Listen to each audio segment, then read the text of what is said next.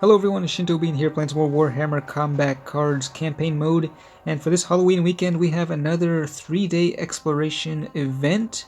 As you can see right here, the new card for the mission rewards is another healer for the servants of the Emperor, and it has Medicate. So, if we go over to the shop, we also have a special deal here. You can get this another brand new card, a Paragon Warsuit for the Adeptus Sororitas as shield, and a pretty good ranged and melee attack. Those are its stats at the max level. You do have to pay actual money though for it. Also got a cool looking little cosmetic item, the border and banner in the Necron theme. And that's 500 plasma. Pretty expensive. But let's get to the good stuff. For this exploration, there is no unique modifier. Again, we have the even playing field and 199 deck points available. However, we do have a special boss making an appearance here, and he is the Silent King. And we're up against him here in the 5th level, 5 out of 10. This is the boss level. And you can see I already have 2 strikes. I got my first strike at level 2, because I was kind of careless and got whipped by Othakar, who was running a bunch of berserkers.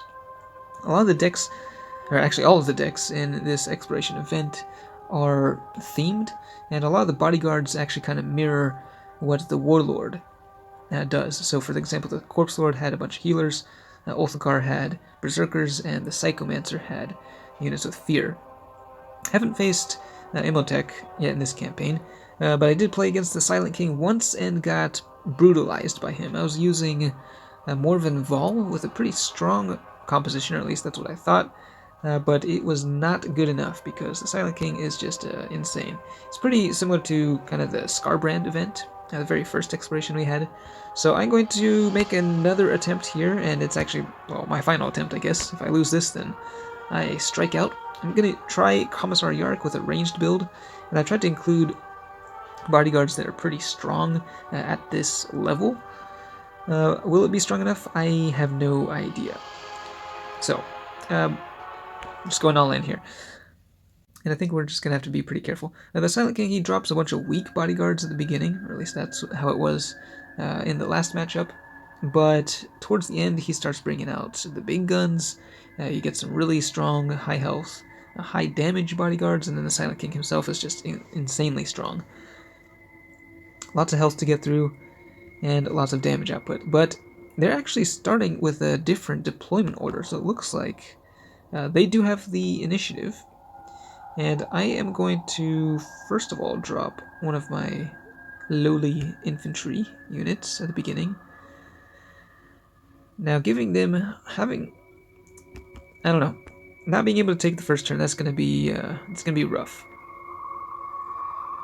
I'm debating whether I want to put the Dunecrawler across from this, because this thing already does a lot of damage. I don't want it to be taking all that damage, but you know what? We're just going to put it across from the Royal Warden and hope that they don't go ranged. Getting hit by an outflank here. And we got this guy. Now this guy's actually pretty good because of his healing capabilities. So I think we're actually going to drop him over on the right lane.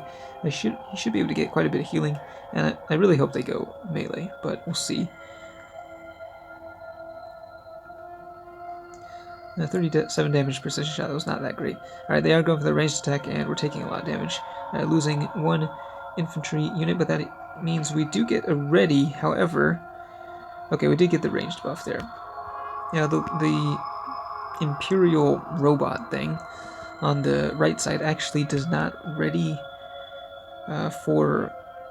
He doesn't give me a ranged buff, it's a ranged debuff. And you can see at the end of the turn, Silent King, this is his special rule. Basically, all of his units ready at the end of every turn, regardless of whether they attacked or not. And then he also has another ability, which is kind of similar to Nemazor Zandrek, where the first time the Silent King would take damage, he's replaced by this obelisk thing that has a ton of health. So we're going for the ranged attack, taking down the Royal Warden and one Necron warrior. The Chronomancer gets to attack back, and there we're hitting him with the ranged debuff. The robot is healing away, so it's doing okay over there. Let's see, they got a Crypto Thrall in the left lane. So yeah, they got a couple of these weak units, and so I think, yeah, we're going to keep the Doomcrawler over there. And how about we just drop some more... I guess we're going with more fodder then. I'm going to put the Tempestus Scion in the center lane against the Chronomancer. They are going for the melee attack this time. And they're going to get a lot of readying in here. And I'm afraid they're actually going to debuff my ranged. I think that's what the Cryptothrall does. Well, actually, I'm a little confused. Wait, okay, so yeah, they debuffed both ranged and melee. But I think we do have enough damage to take out the Cryptothrall, so we're going to just go for the ranged attack here. And yeah, we are going to lose another infantry here. I think I'm going to have to be a little careful, though, because, yeah, we don't want to do too much of the attacking while we are debuffed.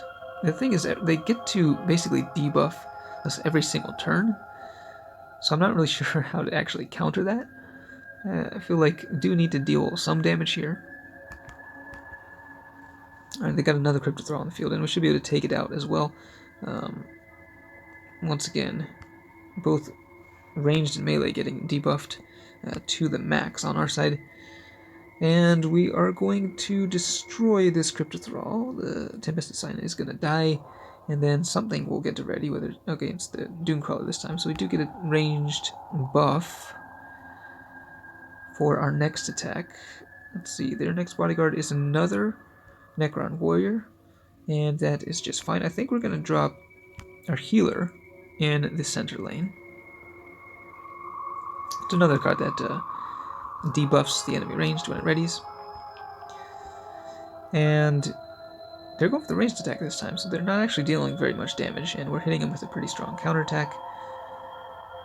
Taking down that Necron warrior. Now they only have 2 bodyguards left, and I know that one of those last bodyguards, I think it's the final one, is the Transcendent, unless they deploy it now, but no, it's the Plasmancer. Now that thing does do a lot of damage, so I do want to take that thing out.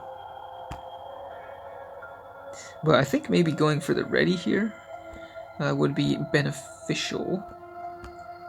I'm going to debuff their ranged attack, give us a little more charge. Hopefully, I'm guessing they're going to go for the melee attack, which... Oh, nope, they're not. Okay, I lied. They're going for the ranged attack. Kind of a strange choice, honestly, but it's fine by me, I think. I mean, we can hit them back pretty hard next turn, but I do have to be careful, because the Silent King, once he comes out, we're going to be in a world of hurt. So, decisions, there's so many options. I think we probably don't want to deploy the Leman Russ just yet. So I'm just going to put that guy down, go for... I'm just going to go ahead and wipe the board. Now, the Silent King is going to deploy, and then before he takes damage for the first time, he is going to withdraw from the field, but then he's going to just deploy again at the end, because they only have 1 bodyguard remaining. It's the Transcendent, and depending on where that thing goes, and it's going in the left lane, okay. I think that's going to be okay for me. Oh, are they... Well, okay, they're going for the melee attack. This will be interesting. Alright, so here the Silent King, he's on the field, but then boop, there he goes. Disappears, and he's... Ah, that thing has a psychic debuff. Okay. Alright, so now at the end of the turn... Oh, yeah, at the end of the turn, Silent King comes back and... Wait a minute, he's at... Oh yeah, he's at full health. He's got the Inspiring Presence, too, so let's look at his stats here. He is 200 points, 350 health, 76 ranged attack, and 61 melee. That's with the Inspiring Presence boost, and that is only at level 3, so you can imagine how strong he's going to be at level 7, the 3rd day of the event. Now, let's see, yeah, I mean, at this point, we can't really do very much against this, because the Transcendent, that thing is just insanely strong. This thing also, the Obelisk, actually has a ranged attack. Silent King himself has a huge ranged attack as well. I'm going for the ready. I don't know if that's the right choice, but that's what we're doing. And here comes the ranged attack. Is it going to kill that? Oh, he survives with 2 health. No, he doesn't. Never mind. The barrage killed the Dunecrawler. Well, this is not going well. We only have 2 bodyguards left. Now, do I want to try to take out the Transcendent here? I think I could with the Leman Russ.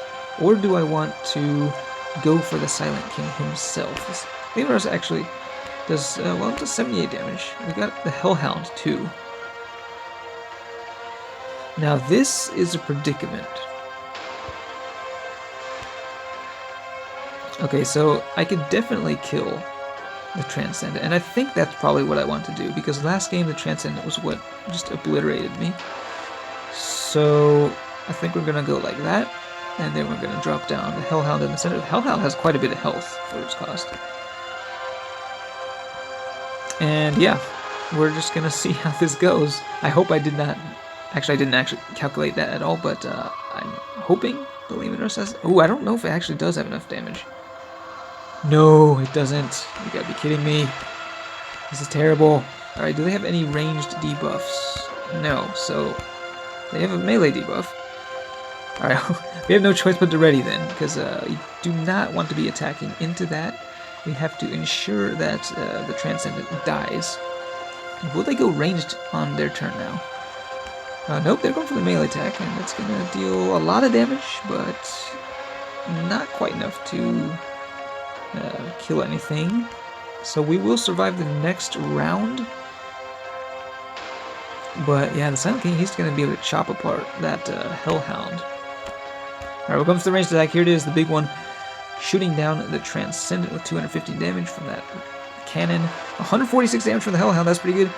And, oh, the robot's still alive over on the right lane. It keeps regenerating, so that thing's just fine. The Hellhound is critically low on health, though, and it is about to get sliced apart. And there it goes.